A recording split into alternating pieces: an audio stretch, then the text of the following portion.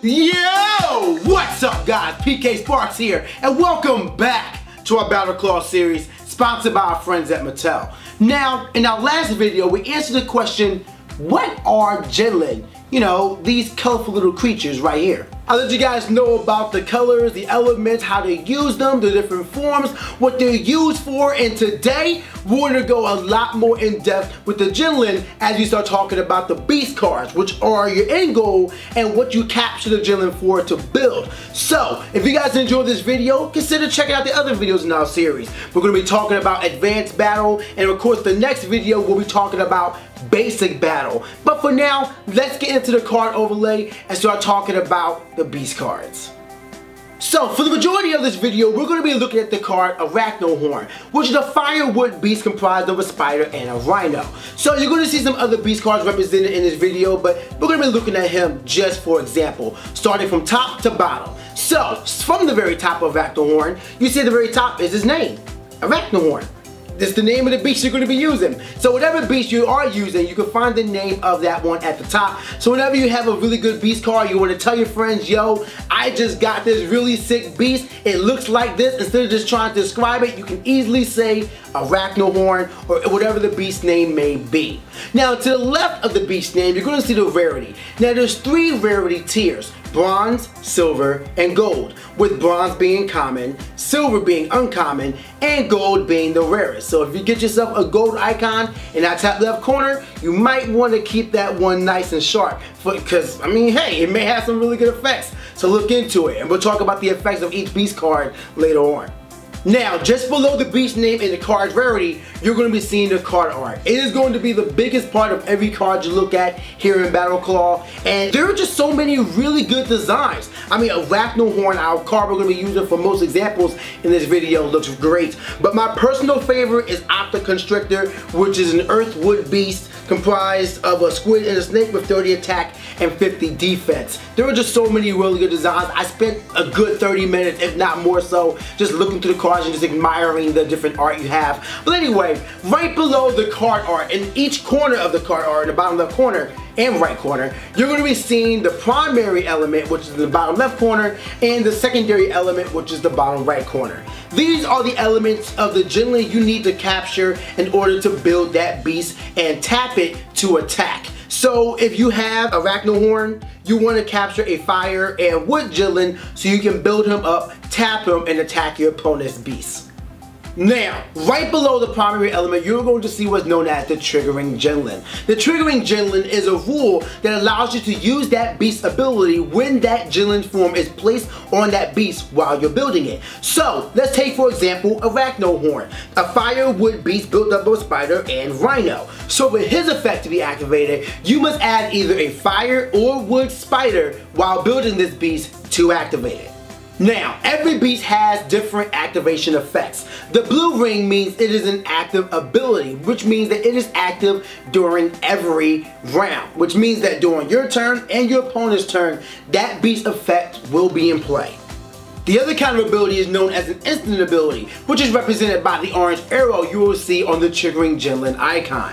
Now, an instant ability activates, well, instantaneously.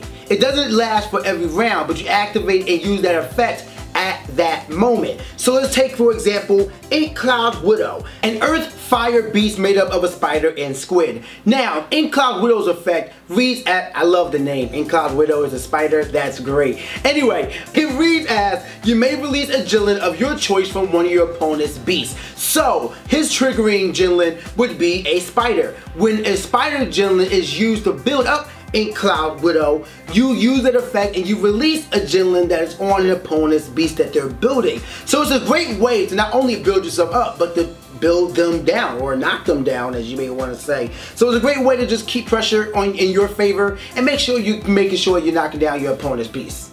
Now, going down just a little further, we have the attack and defense of the beast you're currently looking at. So let's continue looking back at Arachnohorn. Arachnohorn has an attack of 20 and a defense of 60. The attack will be on the left side with the little thunder icon, and the defense will be on the right side with the shield icon. Now, if you want to defeat a beast, your attack must equal or exceed the defense of the beast you are attacking. Now you're probably noticing that most beast cards have a lower attack than they do defense. That's because you want to capture and release jinlun to get power-up tokens to power up your beast. And when you do that, you can increase their attack by 10-point increments or even more depending on the ability of the beast you're using, as well as take advantage of the various Wu-Xing bonus that beast has to defeat your opponent's beast. So you remember our first video, right? What is BattleClaw? When I talked about the basis of BattleClaw and what this game is all about. Remember when I also talked about the Wujing? Well, it comes in handy right now. Right below the attack icon, you are going to see what's known as the Wu-Xing bonus, which is the attack boost your beast gets when it's attacking another beast that has an element that your beast gets an attack bonus from. You know what element they get an attack bonus from based on the element that's represented on that area. So going back to Arachnohorn, you see that he has a plus 20 Wu-Xing bonus when attacking a monster that has the metal element. So let's say, for example, that our now tapped Arachnohorn is attacking Scuttlescale, a wood metal beast with 40 defense. When our Arachnohorn declares an attack against another beast that has the metal element, because of the Wu-Xing bonus, he gets plus 20 attacks. So his attack we consider to be 40. So even without any plus 10 tokens, when we attack Scuttlescale, our attack will raise to 40 and that will be enough to defeat the beast Scuttlescale. The last icon you'll need to know will be in the bottom right corner of your screen, just below the defense icon. This icon lets you know what kind of cards you're using. Are you using a beast card? Are you using a power-up card? Or are you using an action card? Now, we haven't touched on power-up or action cards yet because those cards are used for advanced battle. Stay tuned for that because we'll talk about how to build your deck, what kind of cards you may want to bring, what kind of balance you want to use, and of course, just exactly what action and power-up cards do. The last thing you need to know regarding beast cards are the various positions that the beast cards will be in during your game. This is tapped and untapped. Untapped beasts are in your build zone waiting for you to tap into the power that they have by capturing the necessary jinlun with the elements you need to build that beast. So let's go back to Arachnohorn. Once you capture a fire wood jinlun and you are able to have them both on him, he is considered tapped. And the way you let your opponent know he is tapped is you slide him forward and you turn him horizontally. Now right after that beast is tapped and attacks, he is stripped of everything that is on that card. So the power-up tokens goes back to the token pile and the 2 jinlun are released back into the wild. Now this is when it gets a little tricky, so make sure you listen close. Depending on the mode you're playing, whether it's basic or advanced battle, there are several different ways to untap your beast. However, we're going to go into that once we start talking about basic battle and then later on when we start talking about advanced battle.